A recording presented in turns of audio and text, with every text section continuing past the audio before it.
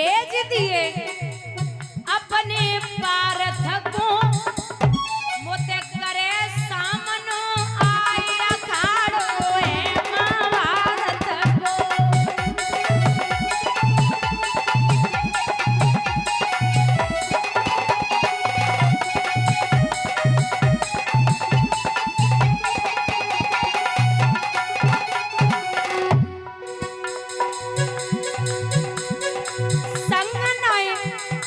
कुरपति को छोड़ूं बड़े किलकारी कहूं अर्जुन को रण खेतन मारूं।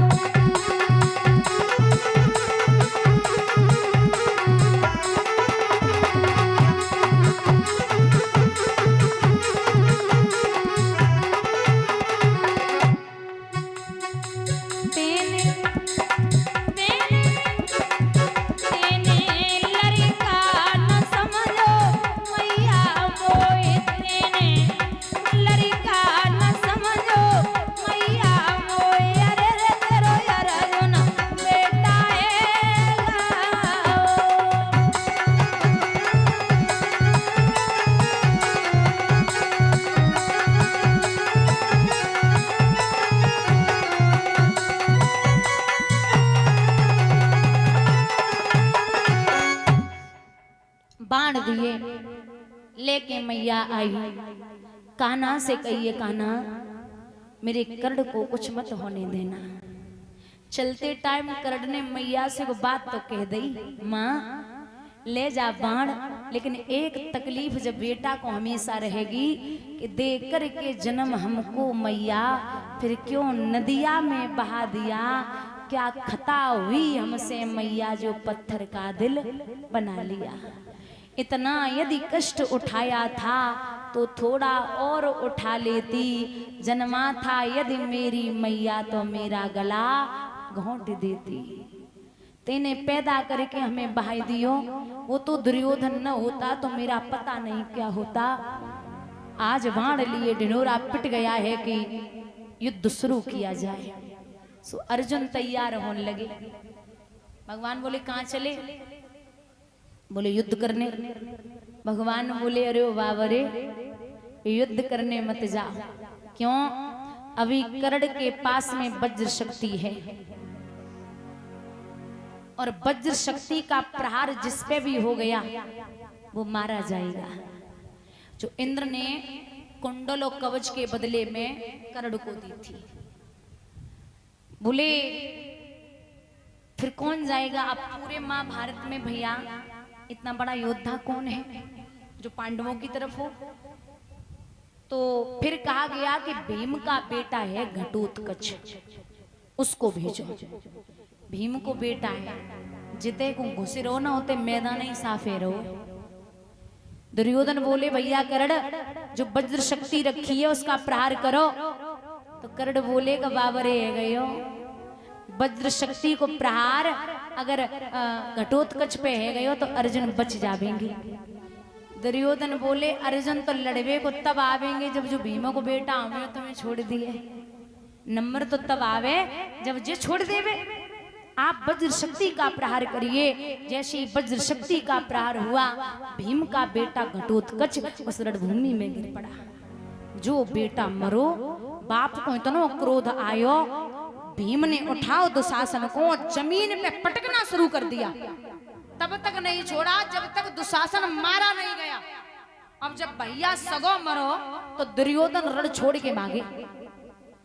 कर्ण अकेले खड़े रणभूमि। अब आप सोचो जाकी तरफ से लड़ रहे बहू भाग गयो, अकेले रथ पे खड़े कर्ण। और बुजुर्गों इतना याद रखिए कि जब ये कर्ण बाण चलाता था तो भगवान कन्हैया का रथ जिस पर अर्जुन बैठे थे वो रथ 3.5 कदम पीछे हट जाता था। और जब अर्जुन बाण चलाते तो कर्ण का रथ 7 कदम पीछे हट जाता। लेकिन दिक्कत एक है, जब अर्जुन को रथ पीछे हटे, अर्जुन को कर्ण हटावे तब भगवान ताली बजा के कहते क्या बात है कर्ण, आनंद कर दिया तूने, आनंद आ गया। और जब कर्ण को पीछे हटे तो भगवान मुंह नहीं जावे। अर्जुन बोले तुम हमारी तरफ लड़ रहे हो बाकी तरफ लड़ रहे हो हैं? जब हमाओ हटे रहो तब तुम आनंद में हो, और जब बाग को हट रहे हो तो मौन बैठे हो। भगवान बोले कि क्या कह रहे हो? बोले हाँ, मेरा तो 3.5 ही कदम हट रहा है, उसका तो 7 कदम हट रहा। भगवान बोले थोड़ी सी शर्म कर लो। क्यों? पूरी दुनिया को बोझ लेके और हम जब रथ पे बैठे तब जो 3.5 कदम हटाए रहो, वो अगर हम रथ पे न होते तो न तो तुम्हारा पता चलतो ना रथ को पता चलतो। बोलिए गोविंद भगवान की।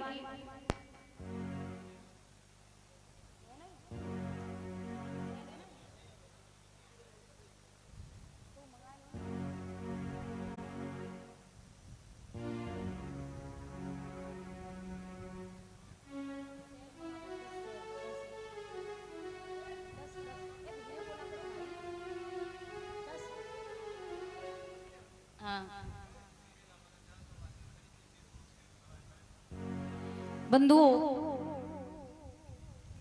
यहां जवाब दियो कि अगर मैं इस रथ पे न होता तो रथ का पता नहीं चलता, पूरी दुनिया का बोझ लेके बैठा हूं। अब एक काम करो, आप बाण चलाओ। अर्जुन बोले नाथ, आप सिखाते हो कि निहत्ते पे बाण नहीं चलाना, ये निहत्ता है। सुकर्ण के कान में आवाज पहुंची कि जे कह रहे कि बाण चलाओ। सुकर्ण हाथ उठाए के बोले काना, आप कहते हो कि निहत्ते पे बाण नहीं चलाना। भगवान बोले तू हमें सिखावेगो कि धर्म और अधर्म का होवे। अब तो आई याद धर्म की, तो अंत समय गो आई, और जय याद पहले आ जाती तो होती ना। उस दिन तेरा धर्म अधर्म कहां गया था, जिस दिन बहन की साड़ी खींची जा रही थी। अब आप बाण चलाइए। और भगवान ने अर्जुन से कहा कि अर्जुन, मैं सिखाता हूं कि कुल में अगर कपूत पैदा हो जाए तो उसे मारने में देरी नहीं करनी है। पूत, सपूत और कपूत। पूत वो है जो बाप जायदाद रख के जाए, उसे संजोए, अच्छे से रखे, उसे अपना जीवन काटे। सपूत वो होता है जो पिता जायदाद रख के जाए, उसका कम से कम 100 गुना ज्यादा व्यवहार, 100 गुना ज्यादा पैसा और 100 गुना ज्यादा इज्जत कमा ले, वो सपूत होता है। और कपूत वो होता है जो बाप करोड़ों की संपत्ति रख के जाए फिर भी बेच बाच के मिट्टी में मिला दे, वो कपूत होता है। संतानें जो होती ना, संतानें, बेटा आपका कार मांगे कार, आप न दे पाओ तो चलेगा, लेकिन संस्कार जरूर डालना। मैं आज के टाइम पे देखती हूँ कि 15-16 साल के बच्चे है ना, लास्ट 18 साल के बच्चे दारू पीने के लिए सुबह निकल जाते हैं। पिता खबर लगाता है कि कहाँ गया बेटा। एक बाइक पे 4-4 बैठ के जाते और गांव की गलियों से गुजरेंगे, शहर में पिएंगे, जहाँ आसपास कस्बा होगा वहां से खरीदेंगे, पिएंगे, फिर वापस आएंगे। कई तो लाचार पिता जिनके एक ही बेटा, वो नाली में शाम को गिरा हुआ मिलेगा, बाप हाथों से उठा के लाएगा। जिस बाप ने इतनी मेहनत की, तुम्हें पढ़ाने के लिए इतना सब कुछ किया, और तुम बाप के नाम पे कलंक होते जा रहे हो, उस बाप का जीवन फिर कटने वाला नहीं है। औलाद माँ बाप को बूढ़ा जल्दी करती है। माँ बाप बूढ़े न हो, औलाद माँ बाप को बूढ़ा जल्दी करती है। आजकल दिखने को मिल रहा है कि पिता, मैं कहती हूँ कि आज की औलादें बहुत एंड्रॉइड है।